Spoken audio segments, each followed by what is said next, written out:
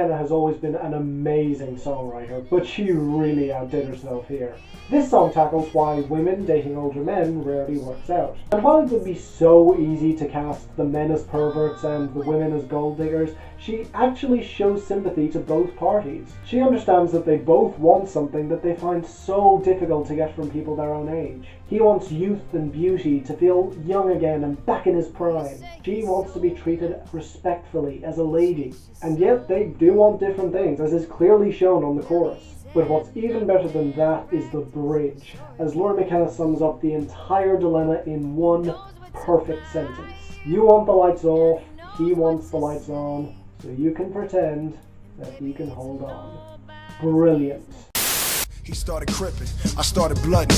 Now we walking through the halls of school like we don't even know each other. Right. Young niggas out in these streets. We was just some young niggas. I've never been a huge fan of the Game, but I really enjoyed his album 1992, which is another album that's just missed my list of the best albums of the year. And this track in particular blew me away, as Game tells the story of him and his friend, who grew up together, lived together, laughed together, and yet when it came time to choose sides, Bloods or Crips, they chose different paths. After that, they meet up twice. The first time, Game has a chance to kill him and yet can't bring himself to. And the second time, they shoot at each other, and yet it's left ambiguous whether Game shot him, missed him, or if they both missed and then went their separate ways. Game just says he misses him, which could mean any one of the three. Either way, it's one of the most powerful statements on black violence that I heard all year, and it easily earns its spot on this list. Damn great work, Game.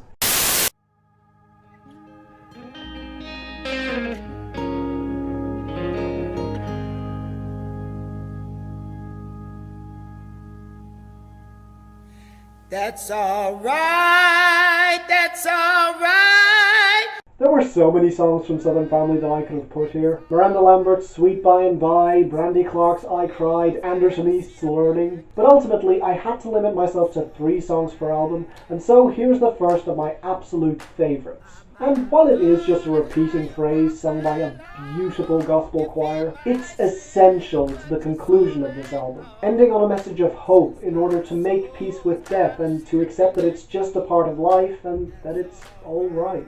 And if you weren't won over by that, the guitar intro on this track is one of the most gorgeous instrumental pieces that this year had to offer. Fantastic song.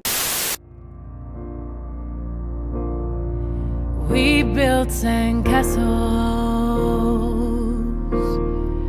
that washed away. There were many songs from Lemonade that I could have placed here, but I had to go with this one because I never thought that Beyonce would let herself sound this vulnerable on a track. It's the moment on the album where she decides to go back to Jay-Z because she admits that she's not strong enough to stay away from him. And that one line really does sum it all up, as she cries out, "Every promise don't work out that way," referencing both the promise that they made to each other in the vow of marriage, as well as the promise she made herself that she would never go back to him.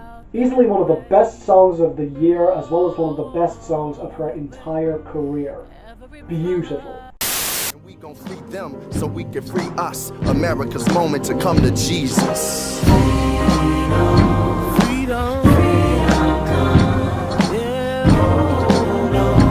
How do you top the nervous energy of Black America again? How about the stalking pianos on this song? And then you have that gospel choir singing along to a marching beat, backed up by Bilal's smooth vocals. And while the previous track focused on regression, this song focuses on the things that never changed in the first place and are therefore all the more important to address. Throw in a horn at the end and you have easily one of the best songs of Common's career, as well as one of the best of the year.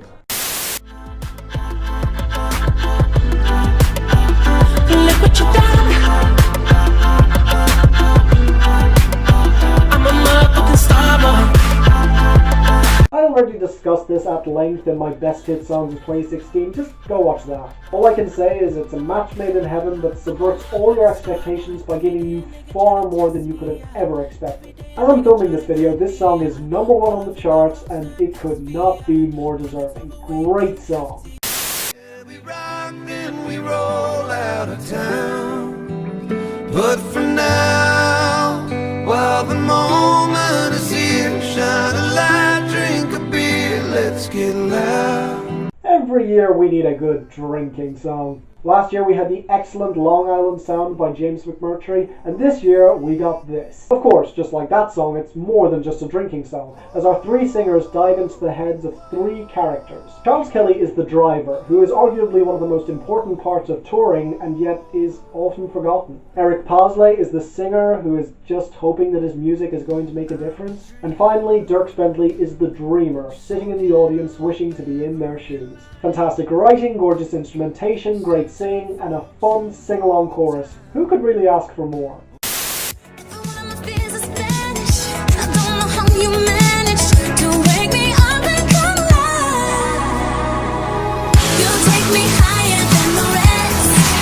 If I'd heard Carly Rae Jepsen's 2015 album Emotion, it would have made my year-end list of the best albums of the year. And that is saying something considering how strong 2015 was. This song from the B-Sides EP she released this year perfectly encapsulates everything that is so wonderful about her music. 80s driven, catchy as hell, absolutely adorable, and a ton of fun. Easily one of the best pop songs of the year. Thank you, but call your name, sure you will.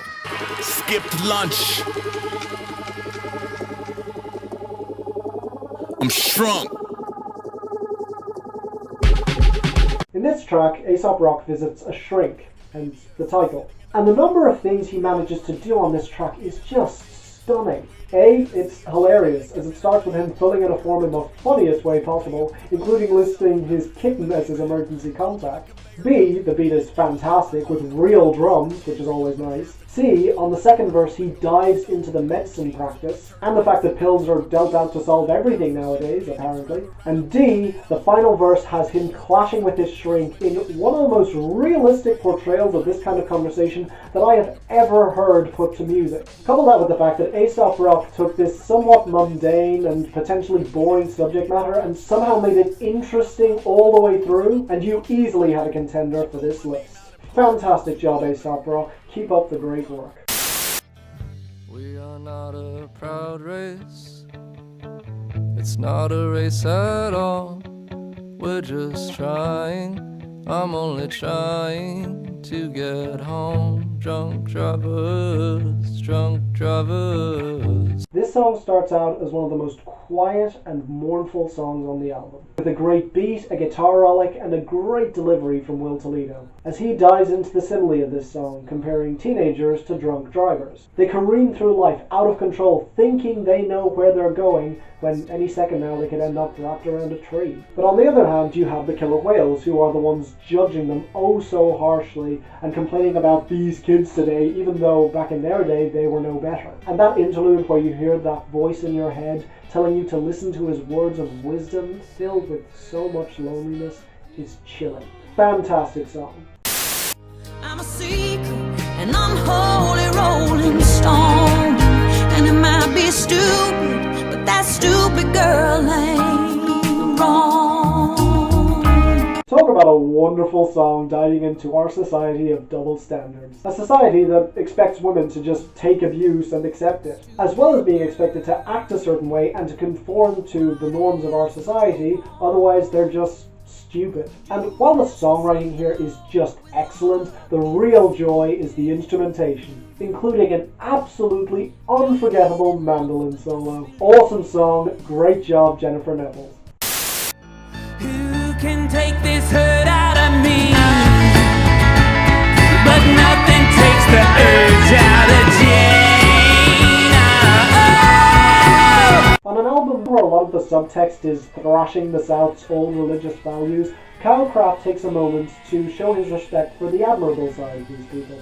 This song tells the story of a widow swearing never to marry again, and yet she's tempted at every turn by the Reaper. And sure, while you could just see that as the devil and just be done with it, you could also see it as death, or her fear of death, or her fear of dying alone. And yet it's surprisingly upbeat and victorious, particularly near the end, where she keeps her promise and swears to wait by the gates of hell until the day she can be reunited with her lover. Great song, Kyle Craft.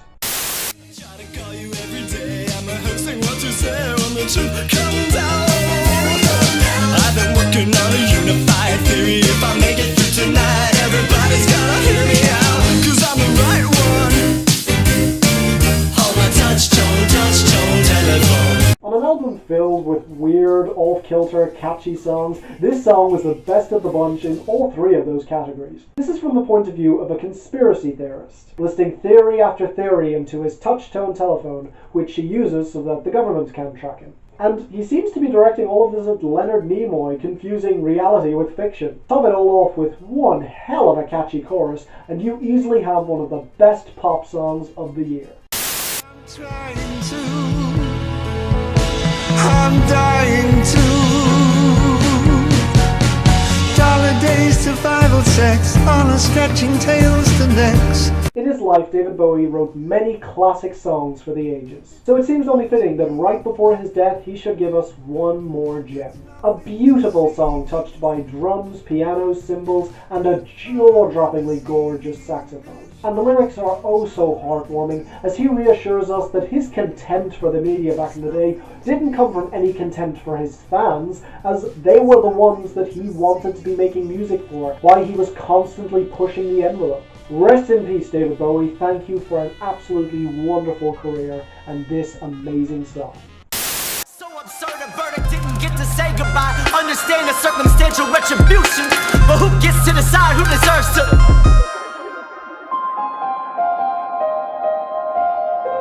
This is the crux of powerful songs off of Sim's album. Up until this point, he had agreed to stay in line, to conform to avoid getting hurt. And yet, while out with a friend, she gets injured during a shootout. And as Sims rushes off to the hospital, he cries out to some entity, probably God, if he's even there, and the absurdity of being punished for following the rules and the apparent randomness of the entire system. Fantastic job, sir.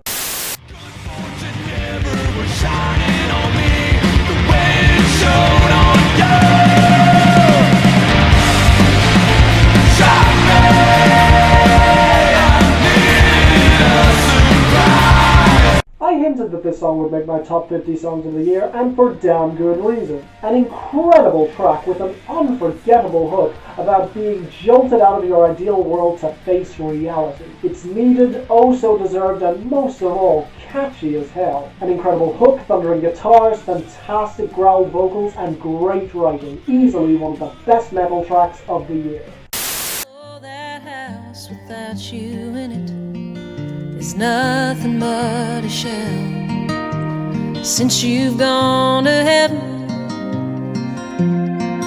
the whole world's gone to hell. This song is the main reason why I Cried didn't make my list. I could have put them both on here, but Since You've Gone to Heaven just tops it in every single way. This is pretty much the one and only time that I will ever say Jay Joyce made better decisions than Dave Cotton. But the vast emptiness of this track and Brandy Clark's emotionally spent voice are so powerful that it'll reduce you to tears. This song, dedicated to her father's death, is one that Brandy Clark has been trying to write since 9/11. And while she kept putting it off, it's finally here, and oh my god, it was well worth the wait. Incredible song. If you wanna leave, don't breathe a word, then let the world turn. I read a review earlier this year calling this the saddest song of all time. And believe me, it's a damn strong contender. The buzzing background instrumentation is offset by a haunting piano, and it's probably Nick Cave's most heartbreaking performance to date outside of I Need You.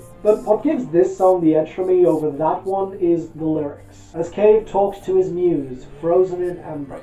And while some have pointed out that this may be a reference to his wife, I personally noticed the line, "The phone, it rings no more." And considering this is immediately followed by the music of the Spheres on the back end of the song, the previous song, Rings of Saturn, about his muse, aka Death, takes on a whole new meaning. Not the visible rings of Saturn, but the audible ones. In other words, the music of the Spheres, the ringing of the telephone. You get the parallel? That alone makes this song worth this list, a truly breathtaking track. Can't keep everything the way you want it. Feels like even the ghosts are getting out, even up on your hometown. Lori McKenna has always had a knack for songwriting, but when she pairs it with a strong hook, she transcends most other artists. which is exactly what she does here. This song is effectively the answer to Lydia Lovelace's Everything's Gone. And honestly, for me, it's even better than that song. Because she's right, change is inevitable. Even you will change, even if you stay in the same place for your whole life. Wonderful, beautiful song with easily one of the best choruses of the year. Grandma passed it down when I was in the cradle. It's in my kitchen now, but it's still my mom's table. Okay, so growing up, my family owned this oak table, which had originally belonged to my great aunt. And after she died, my dad became almost rabidly protective of it. So once I heard this song, I connected with it instantly.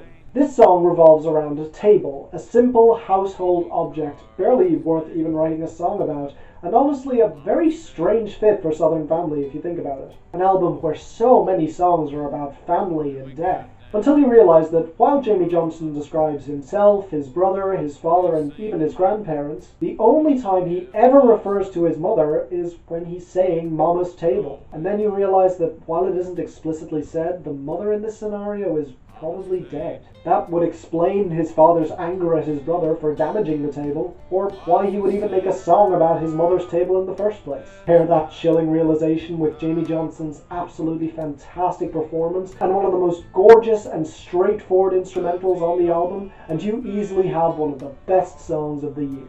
Feel the wind hot in my head. Down I fly.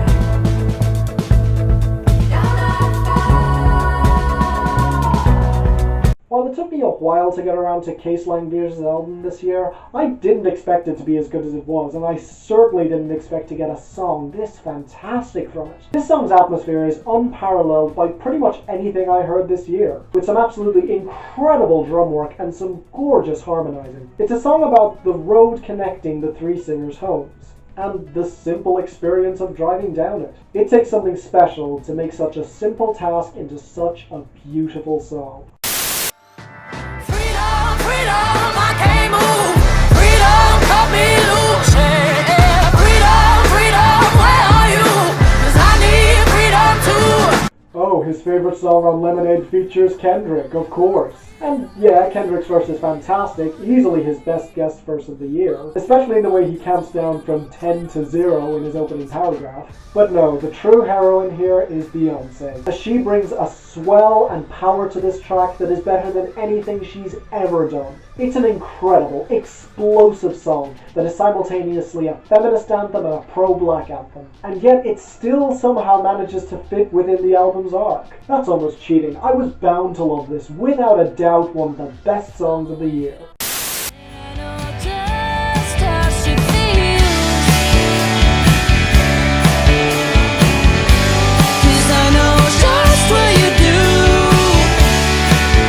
This is one of the most emotionally complex songs I've ever heard.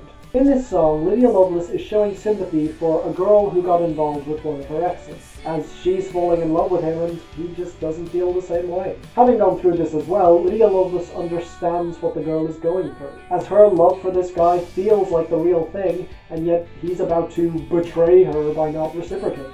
Now, normally this kind of song would be insufferable. He doesn't love you back, that's tough, but that doesn't make it his fault. However, Lydia Lovelace is smart enough to frame it as her own rush of emotions. While she's well aware that it's not the guy's fault, the pain she's going through makes her want to blame him, which is perfectly human. Pair that with a fantastic chorus and great guitars, and you have a song that I adore. Collapse under the weight of time, in the still light of our design.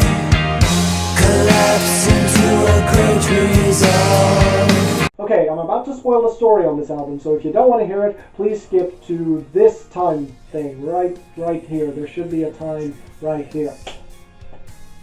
Okay, you gone? Okay, well the rest of you, let's dive in. Terminal Redux tells the story of slaves coming into a higher power and taking over their masters. This could make an incredible album in its own right, but instead this all happens very early on. However, then you see the true genius of the story. While they initially ban everything that their masters use to rule over them and make their lives a living hell, bit by bit they discover how necessary those things were to the kingdom, and so they restore them one by one until they realize in horror that they have become the things they hated the most.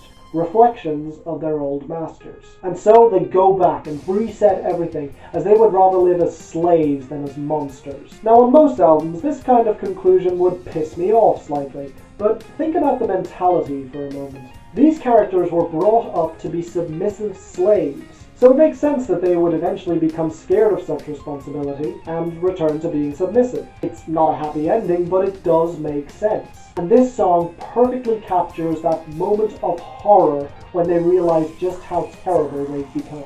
Not to mention the gorgeous melodic parts balancing out with the absolutely killer guitar solos all across this 9-minute epic ballad. Phenomenal song, easily one of the best of the year. In love, I love you, love, I love you, love, I move, you move, and one more time with feeling.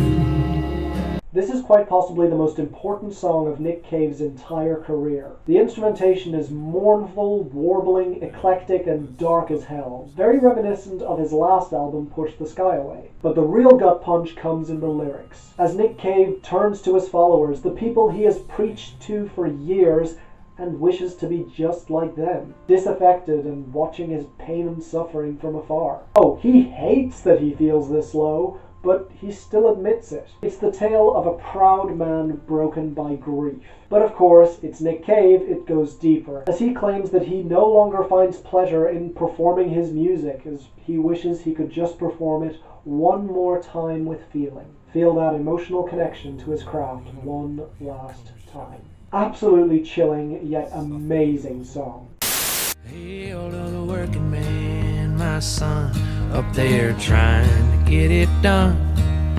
When every horse needs water, and every weed needs sun. Yeah, who was I kidding? This was always going to be my favorite song on Southern Family. Jason Isbell made the best country album of 2015, and that album was preceded by Southeastern in 2013. Both albums are incredible, and it was enough to convince me that this guy can do no wrong. And yeah, this is one of the best songs he's ever written, which is a loaded statement in its own right. This is the guy who has written some of my favorite songs of all time, like Children of Children or Yvette. And this song portraying God as a working man just trying to tend to his flock is the best religious song I have ever heard, even better than Ghost's Ode to Satan, He Is last year. Also, no other song this year was this defiantly country, with the fiddles, the guitars, the violins, and Jason Isbell's fantastic voice. Again, I can't say it's his best song, but that's just because he is one of the best artists around,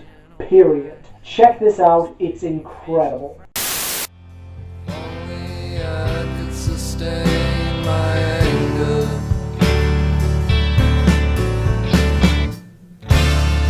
Feel it grow stronger and stronger. I don't think I've ever heard an album that so perfectly encapsulates the teenage struggle as Teens of Denial by Car Seat Headrest. And this song is the best example of that. Fantastic and varying instrumentation aside, Will Toledo's howls on this track really do get to you, as he finally cries out, "I give up," as he surrenders, laying all his cards out on the table and admitting that things will probably never change. And the title here is genius, as the Costa Concordia was a cruise ship built in 2004 that crashed on her maiden voyage, leaving 32 people dead. Since then, the brand has been regarded with a certain distrust, always being blamed for the sins of the past. It's the perfect parallel to teenage persecution, and that more than anything made this 11-minute song worthy of this list. And yet, it's not even the longest song here. That distinction goes to the following 12-minute epic